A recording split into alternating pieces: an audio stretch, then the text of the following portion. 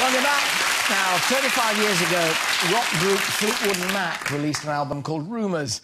They thought it was good, but they can't have imagined just how huge that album would become. You could go your own way. Go your own way. You make a lot of fun. Only happens when it's raining. Still hear you say you would never break the chain. It wasn't your set, it was the vid. Please welcome one of the living legends of British rock music, Mick Fleetwood.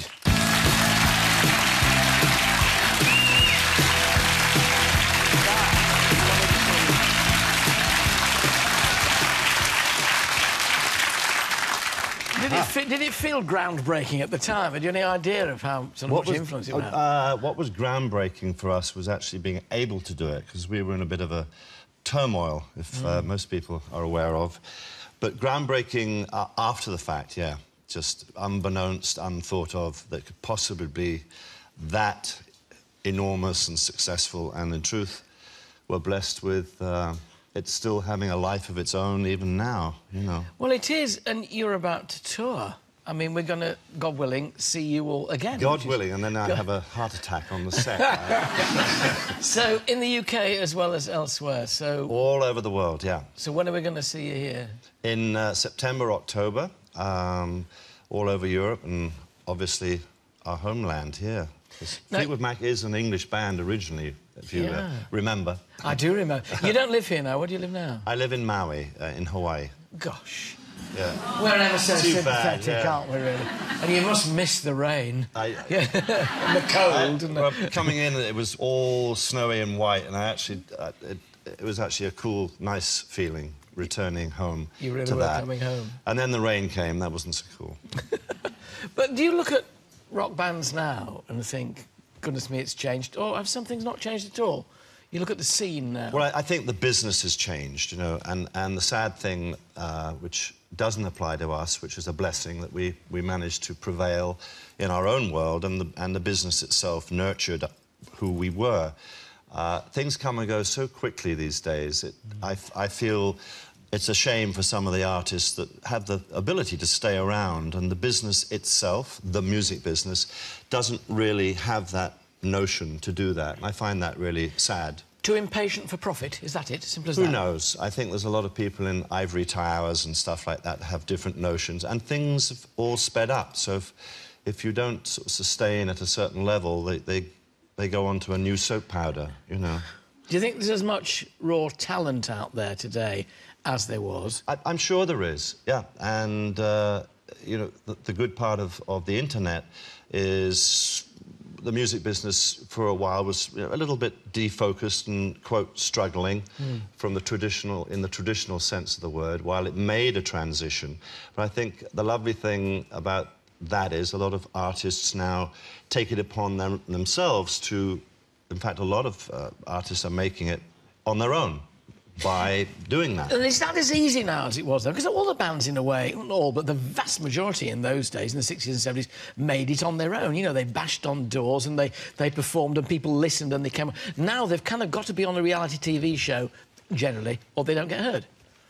Well, not strictly speaking, that could be, but they also can go on to create their own websites. Yeah. And a load of Colby Calais, for instance, who's the daughter of Ken Calais, who produced a lot of our albums. She just made it on her own, and she's a huge star now. You know, and you can get these great rolling audiences by word of mouth coming onto this enormous amount of hits.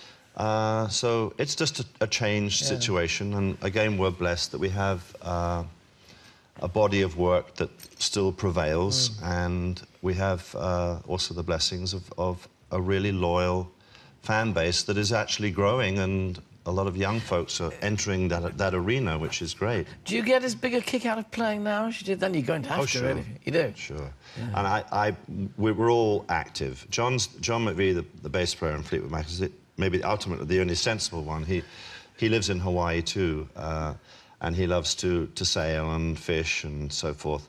The rest of us, Stevie this last couple of years has been very active.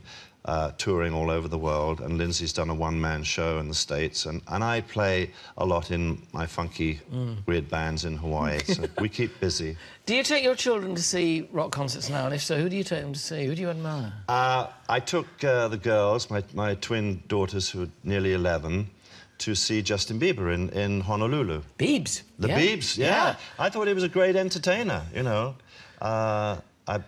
He knew what he was doing and was really professional, and I have to say I enjoyed it. That strikes me, and I do occasionally go to pop concerts, surprisingly, but it's the people who give you value for money. And going and seeing Rod Stewart, for instance, who does 27 numbers without stopping, there you go. Playing the ones you want to hear and his modern stuff. But that's, isn't it really, Mick, giving the public what they want and not shortchanging them? And I think there's a tendency with a lot of young modern acts to just, oh, I'll give them a couple of numbers and that's it. Then they're going to hear my new stuff. Oh, I agree. Lesson well learnt. I don't know how long we got here, but when we made Rumours, we'd come off a really successful album, which for us was huge. We sold like 4 or 5 million albums. With the first album was Stevie and Lindsay, Fleetwood Mac, Fleetwood Mac. So we made Rumours with all the troubles we took to make that album what it was, including staying together and all unhappy and all that stuff. So we go on the road, we go like, wouldn't it be great to play the whole album from the beginning to the end, die to death? And you know why?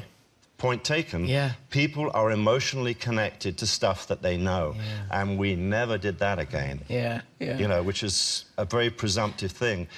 You should. We are doing what we're doing selfishly, but we're entertainers, and you should do that. Well, it's the 35th anniversary, unbelievably, of Rumours. So we look forward to the tour.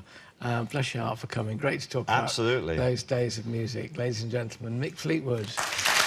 Thank you, Mick. Pleasure. Legend.